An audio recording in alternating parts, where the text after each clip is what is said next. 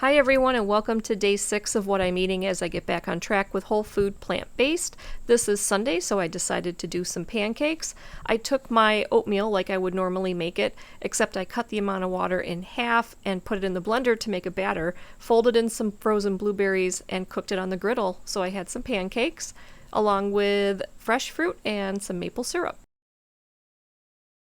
Alright, grabbing a quick lunch. This is leftovers, just like I've had before. This is my coleslaw, just the bagged coleslaw mix with a little of my homemade dressing, and the rest of those boiled yellow potatoes with some salt and pepper. And I'm rushing out the door to go teach a foot scrub and soak class. And here is a snapshot of some of the goodies that we made today. When I got home from my class, I was pretty hungry for a snack, so this is one cut up white peach with some bell pepper strips. And this little concoction is a cold brew herbal infusion with blackberry, raspberry, and hibiscus. For dinner, we did homemade pizzas, so we grabbed these non-pizza crusts from Wegmans. We put pizza sauce on them. I load mine up with veggies. When mine is cooked, I top it with some of my homemade cashew ranch, a pinch of nutritional yeast, and a pinch of truffle salt. I also had some romaine lettuce with some of my cashew ranch. There's my ranch dressing.